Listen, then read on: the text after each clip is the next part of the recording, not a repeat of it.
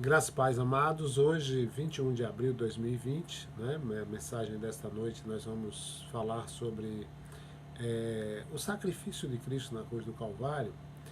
E o título da mensagem é Somente Deus é Humano. Vou pedir sua atenção, nós vamos falar um pouco sobre o contexto histórico grego, romano, com relação à ideia do que é crucificação, a ideia do que é escravidão, a ideia do sacrifício em si. E pedimos a sua atenção, que o Senhor nosso Deus aplique ao seu coração aquilo que Ele aplicou ao meu, de forma que a gente continue crescendo na graça e no conhecimento do Senhor. Então a mensagem Somente Deus é Humano, 2 versículos nós vamos ler inicialmente, que é Deuteronômio capítulo 21, versículo 23, que diz assim: Seu cadáver não poderá permanecer na árvore durante a noite. Tu o sepultarás naquele mesmo dia, pois o que for pendurado no madeiro está debaixo da maldição do desprezo de Deus. Vou repetir.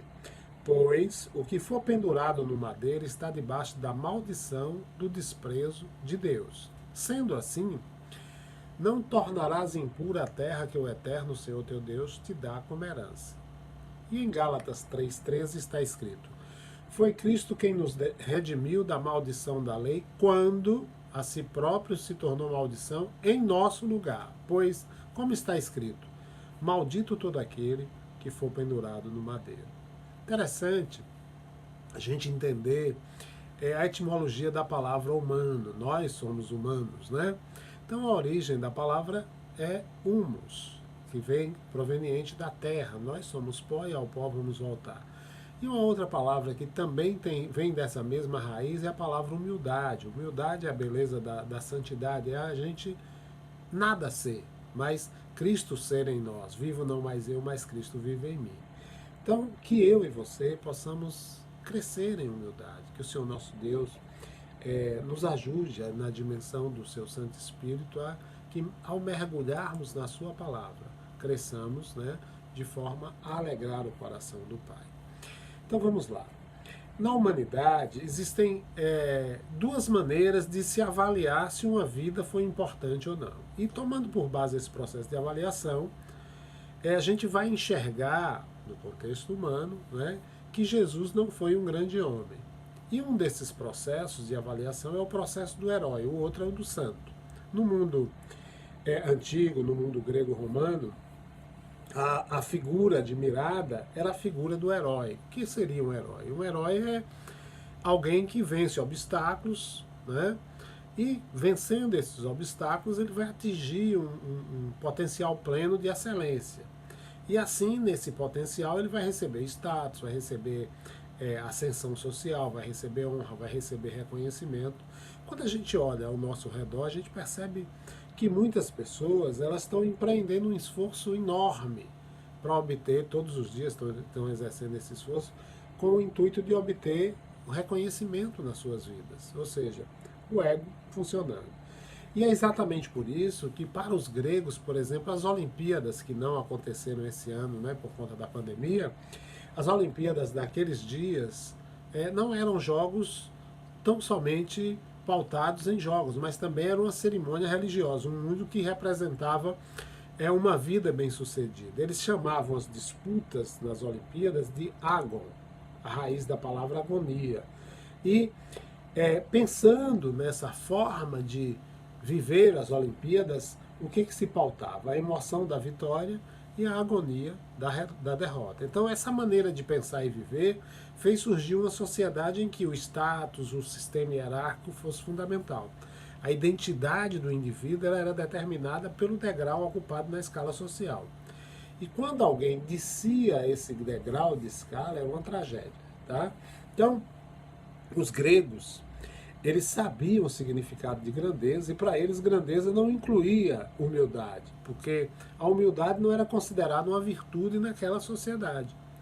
A ideia do homem bom, do homem generoso para os gregos é aquela que despreza as homenagens de pessoas comuns, só pensa em consumismo, gosta de ter coisas boas e inúteis nas quais ela busca mostrar sua autossuficiência.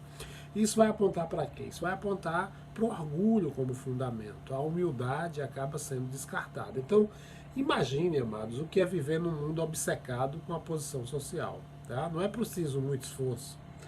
Eu sempre, quando quero ver como está funcionando o ego humano, eu vou olhar para uma academia.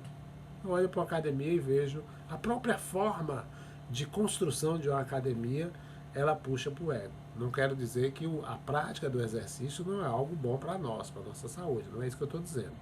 Então, partindo da Grécia e olhando para Roma, a sociedade romana era dividida em duas classes. A primeira classe, representada por 2% da população, e a outra classe por 98% da população, que era a classe da plebe, que tinha uma função muito importante.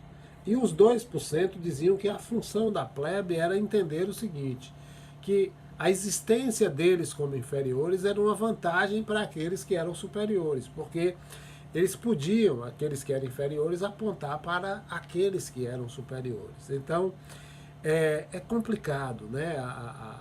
A mente humana centrada e pautada no ego. A pessoa que vivia na segunda classe era como hoje a pessoa ir daqui de Feira de Santana para Dubai ou para Disney de avião, né? Se regalando com comidas exóticas, pratos finos, bebidas caras, e a plebe ir de Buzu para Cabo Sul se regalando e comendo a farofa da tia. Como também, um outro comparativo é aquela classe dos 2% seria aquela que tem o cartão de crédito Platino, Diamond, Gold, Plus, se é que existe isso, né? E aquele que tem um cartão que tem um valor mínimo que ele pode gastar, né? Um limite específico, e aí ele paga a fatura do cartão com sacrifício, às vezes não consegue pagar toda, às vezes consegue pagar só o mínimo, né? Agora, se tudo isso serve de consolo, se você está no alto ou está no baixo, não importa em que categoria você esteja, sempre vai ter alguém que vai estar acima de você ou abaixo de você. Então, nesse sistema, né, a meta é ser herói para subir de nível. Em Roma, por exemplo, o topo da escala social era ocupado por 3 classes, por 3 perfis de pessoas, né? Aqueles primeiros que eram os senadores, em torno de 600, que cuidavam da administração sob a autoridade de César. Os outros que estavam abaixo dele eram os chamados de equestres. Essa classe ele tinha grana para comprar cavalos para si e também cavalos para doar para o uso militar, né? Era o veículo da moda, vamos dizer assim, era o camaro, o cavalo era o camaro da moda. Depois dos equestres vinham os decuriões, que eram também pessoas ricas que ocupavam cargos no governo e também ocupavam cargos na classe sacerdotal, tá? E eram a primeira classe, eles viajavam para Dubai, não iam para Cabo Sul, né? Cada um lutava para alcançar privilégios dentro da sua própria classe, era chamada corrida pela honra, e essa corrida definia a vida. Ganhar era um ato de heroísmo. E logo depois da classe elitista, como já vimos, vinha aquela classe dos 98% que andava de buzu, andava a pé. Obviamente naqueles dias não tinha buzu, era um comparativo, tá certo? Eles eram chamados de pés rapados, que o nome que davam a eles era personas medíocres, né? Ou pessoas medíocres. Então, para esses, era fora de questão a ideia de grandeza, mas também eles tinham uma classe social. Por quê? Porque alguns pés rapados eram cidadãos do império.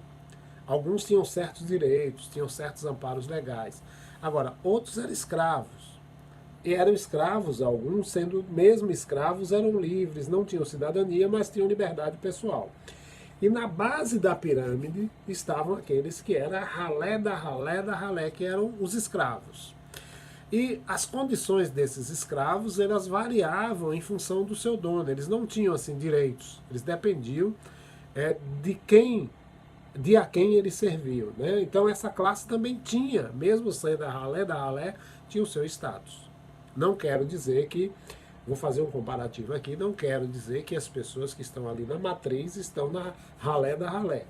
Mas eu todos os dias, quase todos os dias, passo na matriz, pela manhã, pela noite, e à noite eu vejo ali muitos aposentados e jovens e também vários homens, né, jogando damas ali nos bancos da Praça da Matriz. E obviamente a gente percebe que tem alguns que se destacam mais. E se destacam mais, e quando você percebe esse destaque, né, em que eles usam o ego para mostrar que são melhores do que os outros, eles tem aí um status. E esse status, obviamente, que vai permitir que eles tenham acesso àquelas meninas que vendem o corpo ali na matriz de uma forma mais fácil. E aí, quando a gente faz um comparativo, não é difícil a gente perceber que está na mesma dimensão, quando a gente pensa no ego humano, né? Daquele jogador de futebol que pega o seu jatinho e manda pegar uma loira ou uma morena, não importa, manda pegar uma mulher em algum lugar do mundo e vai para Dubai ou vai para a França, para onde quer que seja. Então, em Roma, todos os detalhes do dia a dia das pessoas eram usados para demonstrar a sua luta na posição de honra. E é como essas pessoas que estão aí hoje, né, na nossa nação e pelo mundo, tentando mostrar que são alguns, né, trabalham só em função do ego. Lá em Roma, as roupas também eram símbolo de status. Por exemplo, quem não era escravo podia usar uma roupa diferente, uma roupa especial, demonstrando assim estar um degrau acima. Por exemplo, senadores, eles usavam uma toga, que era um símbolo de status, que era usado por também outros das classes mais ricas. Mas o senador, além da toga, ele usava uma faixa azul, né, que era uma associação à cor azul à nobreza. Já um equestre, ele não podia usar a faixa azul, ele usava a toga, tá, luxuosa. Aí o que ele podia usar era anel de ouro nos dedos, né, usava vários, e tanto que eram chamados da Ordem dos Anéis. Quando a gente olha para a palavra de Deus, a gente vai perceber no capítulo 2 de Tiago, versículo 2, que Tiago faz uma advertência a esses equestres. Ele instruiu os cristãos da época a não tratar um visitante com anel de ouro e roupas finas com a mesma consideração do que os que com mais consideração, melhor dizendo, do que aqueles que estivessem com roupas esfarrapadas. Jesus dava também esses ensinos. O mesmo valor que tinha um equestre tinha que ter um escravo. Já no contexto romano, as leis tinham dois pesos. Uma lei para os ricos, outra lei para os pobres. Por exemplo, o cidadão romano não podia ser, atente ao que eu vou dizer, crucificado. Um cidadão romano não podia ser crucificado. Agora, existiam outros meios de execução com esses cidadãos romanos. Poderia ser decapitado, poderia morrer na fogueira. Então eram mortes horríveis. Só que para eles era menos vergonhoso do que ser crucificado, porque a crucificação era conhecida como o castigo do escravo. Estava reservada principalmente para os escravos. Então, naqueles dias, os títulos eram um sinal de status, todos estavam buscando se autopromover. E o imperador César Augusto, ele escreveu um livro cujo título é As Realizações do Divino Augusto. Esse livro foi feito todo em bronze e distribuído por todo o império. E aí a gente vai ver em um texto desse livro a humildade desse César Augusto. Diz assim, ó, por 3 vezes triunfei na oratória, 21 vezes fui chamado de imperador. O Senado votou um número maior de triunfos para mim, que declinei por causa das vitórias que obtive. Votaram moções de gratidão aos deuses imortais por mim. Ocupei o cargo de pontífice máximo. Todos os cidadãos unânimes e incessantemente oraram pelo meu bem-estar em todos os lugares sagrados. Uma armadura de ouro me foi presenteada pelo Senado e pelo povo de Roma, em razão da minha coragem, clemência, justiça e piedade. Superei todos em influência. Então aqui a gente vê que era bom ser rei porque o rei era um santo, era um Deus. Vocês percebem aí a humildade, né, do rei e santo?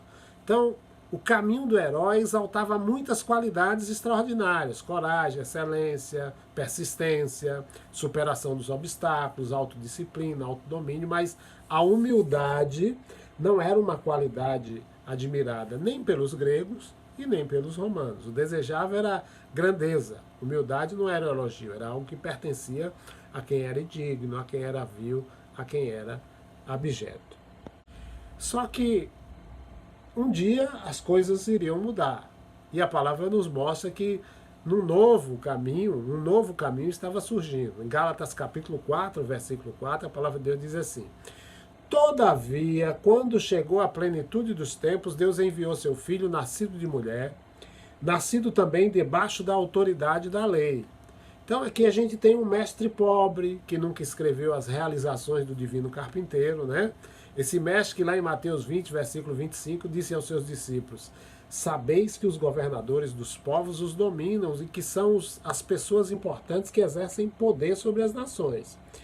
Quando a gente olha para essa fala de Cristo, obviamente a gente vai entender que nenhum romano ou nenhum grego ficaria ofendido com o que Jesus disse. Né? Por quê? Porque para estar acima tem que pisar no que está debaixo, no contexto de ser pelo ego. Só que Jesus não ficou só nisso, né? Jesus falou nos versículos 26 a 28 algo mais que obviamente causaria e causou escândalo para os romanos e para os gregos. Versículo 26 a 28 de Mateus 20 diz assim, ó, não será assim entre vós, ao contrário. Quem desejar ser importante entre vós, será esse o que deva servir aos demais. E quem quiser ser o primeiro entre vós, que se torne vosso escravo. Assim como o Filho do Homem não veio para ser servido, mas para servir e dar a sua vida como único resgate por muitos. Então, amados, aqui se define o caminho do santo, que é a outra medida de medir a importância humana, outra maneira de medir, né? Então, ser santo, na verdade, nos torna heróis. Quando a gente é visto por uma dimensão de humildade, da beleza da santidade, né, que vai exaltar essa humildade. Não é o herói que é santo, tá? Por que não? Porque um santo, ele não se valoriza pelo que ele faz, mas recebe seu valor pela graça. Um santo também não adota como lugar supremo a autorrealização, mas escolhe o amor que se doa. Né? Um santo não procura glórias, mas dá glória a um Deus glorioso. Um santo não impõe sua vontade, ele entrega essa vontade nas mãos do Deus bondoso.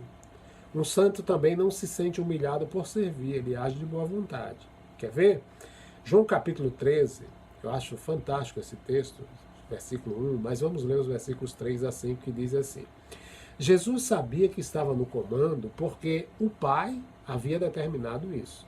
Ele tinha vindo de Deus e estava no caminho de volta para Deus. Então levantou-se da mesa, pôs a túnica de lado e vestiu um avental. Em seguida derramou água numa bacia e começou a lavar os pés dos discípulos, secando-os com o avental.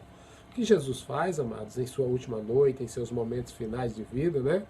Preocupado em que os seus seguidores alcançassem a compreensão, né, do amor, da humildade como estilo de vida, ele dá o exemplo. Né? É o que ele faz, ele dá o exemplo. As vestes de Jesus demonstravam outro padrão de grandeza, porque ele tirou a túnica e se enrolou em uma toalha, que é o que o escravo faz. Né? Jesus, ele vestiu o uniforme de um escravo. E em sua profissão, Jesus seguiu um caminho diferente do ideal de Roma ou do ideal da Grécia, né? No contexto antigo ali. Então, durante a maior parte de sua vida, Jesus trabalhou com as mãos, executando o serviço duro como carpinteiro, e nenhum herói da literatura grego-romana fez isso. Jesus fez. Então, um dos seus últimos atos foi qual? Foi de lavar os pés. Lavar os pés tinha um papel importante na vida diária daqueles dias. Era um ato de hospitalidade, era um ato de higiene e também um ato de purificação. Mas era um trabalho indigno para quem fazia aquilo. Lavar os pés era restrito somente aos escravos. E, por exemplo, um escravo judeu não era exigido que ele lavasse os pés. Olha a indignidade dessa atitude. E os discípulos de Jesus amam tanto o seu mestre que tentam lavar os seus pés. Só que em nenhum momento da história humana, uma pessoa de posição social elevada lavou os pés de uma pessoa de classe mais baixa. A gente nunca ouviu falar de um mestre que lavou os pés de seus discípulos, com exceção desse mestre que era o Messias, o nosso amado Jesus. Então, a posição social de Jesus em breve se tornaria um constrangimento. Por quê? Jesus seria traído por Judas, Jesus seria preso, Jesus seria condenado, Jesus seria executado como um criminoso e com o castigo do escravo seria crucificado, passaria pelo madeiro. Então essa foi a posição social final de Jesus no Império Romano. Jesus lava os pés de Judas, né? O divino Augusto nunca lavou os pés de ninguém. Aquela cultura estava começando a ruir a partir da vinda do Messias. Né? E aí Jesus inverte de cima para baixo a busca incansável por status, por títulos impotentes. Veja o que ele diz no versículo 13 e 14, ainda de João 13. Vocês me chamam mestre, vocês me chamam Senhor. E com razão, pois eu sou. Pois bem, Se eu, sendo Senhor e Mestre de vocês, lavei-lhe os pés, vocês também devem lavar os pés uns dos outros. O escravo aqui, amados, percebe o título como uma oportunidade para servir. Nós temos que entender isso. Nós fomos chamados para servir. E temos que seguir o exemplo de Cristo. Porque Jesus morreu sem túnica, Jesus morreu condenado pela lei, Jesus morreu ridicularizado pelo título de rei dos judeus, ele se vestiu como escravo, ele trabalhou como escravo e teve a morte de um escravo, uma persona medíocribus, né, como era chamado naqueles dias os escravos. Então, o melhor de tudo isso, né, o que torna esse evento singular é que Jesus ele escolheu tudo isso. Ele não foi pressionado a fazer, ele escolheu. Filipenses capítulo 2, versículos 5 a 11, né, mas o versículo 8 especificamente, né, é tido como, os versículos 2 a 11, é tido como o escrito mais antigo com respeito a Jesus. E o versículo 8 diz que ele humilhou-se a si mesmo. E no Império Romano, uma pessoa podia ser humilhada por perder seus bens, perder seu status, perder seu título, mas ninguém se humilhava por escolha. Aí Jesus veio dentro dessa condição, né? Ele escolheu se humilhar. E depois da crucificação, interessante, é que uma nova comunidade é formada em Roma e em todo o mundo da época. E as pessoas não sabiam mais em que classe se encaixar, né? Veio a plenitude dos tempos. E essa nova comunidade, ela alterou alguns princípios que eram admirados e necessários para a manutenção da ordem, né? Em Cristo, ensinava os cristãos daquela época que todos eram iguais, as diferenças de posto, de nível eram irrelevantes. E aí começou a surgir nas reuniões das igrejas membros da elite sentados ao lado de escravos e de pequenos artesãos. Escravos chegavam, por exemplo, para o culto e se sentavam ao lado de equestres, de senadores, de decuriões, de patrões, e uns lavavam os pés dos outros. Paulo, né, ele diz em Romanos 12,6, algo relacionado a isso. Então a pergunta que eu faço é, de que lado você está? Você está do lado do herói ou você está do lado do humilhado? Porque Jesus foi escravo. E Paulo, que deve ser visto como exemplo para nós, ele foi escravo do escravo. Paulo era cidadão romano, mas na sua carta aos Romanos, no capítulo 1, versículo 1, ele não se apresenta como cidadão romano, nem como quem usa toga, nem como usa vestes especiais, nem como tem anel no dedo, mas sim como escravo de Jesus Cristo. Ele cometia aqui um suicídio social. Ninguém falava daquela maneira. É como escrever no status, por exemplo, do Tinder ou do Facebook, o perfil de perdedor. Ninguém vai dar trela, né? Então, Paulo ele entendia o sistema, Paulo entendia a corrida desenfreada pela honra e ele usa isso como pano de fundo. 1 Coríntios 1, 23, ele diz: pregamos a Cristo crucificado, o qual de fato é escândalo para os judeus e loucura para os gregos. Então essas palavras Paulo escolheu de maneira especial, o Espírito Santo o orientou nessa dimensão, né? E dentro da sabedoria do Espírito descrita lá no Salmo 45, verso 1, eu amo esse verso, diz assim, ó: com o coração transbordando de boas palavras, recito os meus versos em honra ao Rei. Seja a minha língua como a pena de um sábio escritor. Amados, é lindo você meditar na palavra de Deus, você conseguir extrair informações que vão ajudar o outro a perceber o seu estágio, ajudar o outro a perceber a necessidade de se aproximar de Deus. Paulo sabia fazer isso. E era dessa forma que ele falava. O Antigo Testamento nos diz, em Deuteronômio 21, 23, que é o texto que lemos inicialmente, qualquer que for pendurado no madeiro está debaixo da maldição de Deus. Então, para um judeu, um crucificado era amaldiçoado por Deus. Para um romano, o crucificado era considerado o quê? Um escravo, né? Nós já vimos isso. Então, ouvi um grupo de pessoas dizer, ó, nós servimos a um escravo crucificado chamado Jesus e nos consideramos escravo de um escravo, era algo difícil de compreender. E Paulo descreve de maneira perfeita essa situação. Então, concluindo, óbvio que a gente sabe, à luz da palavra de Deus, que Jesus é o Santo de Deus, que ele é santo, e que ele é herói, né? Mas a forma como ele decidiu morrer fez dele um indigno como humano. E isso para nós, né, é uma forma da gente se humanizar, a partir de olhar para Jesus como divino humano.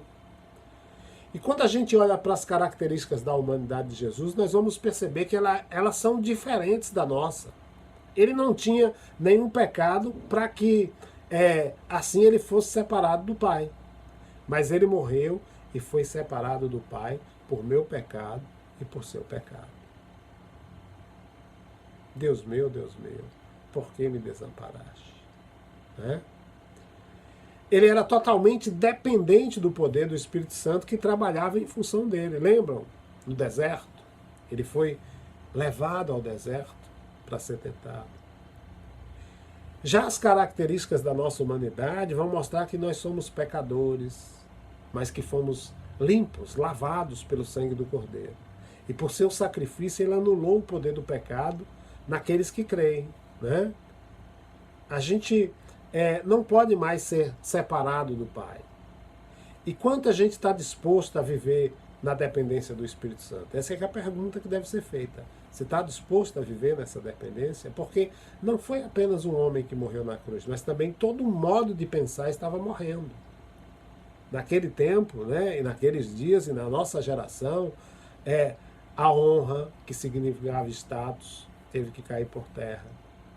Vergonha significava desprezo. E crucificação era a vergonha mais desprezível. Né? E Jesus foi crucificado.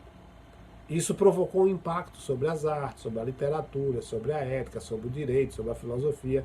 O caminho do herói foi tocado pelo caminho do santo. Então, muito embora muitas pessoas tenham abandonado a fé naqueles dias e no decorrer das gerações, a gente vai perceber que aquele que busca viver na dimensão da santidade é uma fiel testemunha em sua época.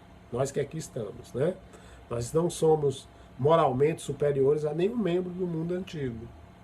Não somos melhores pelo fato da gente ter nascido nessa geração. Mas nós, amados, eu e você, nós vivemos num mundo em que o menor dentre os menores é visto de maneira diferente do que seria se tivesse nascido 1000 anos atrás.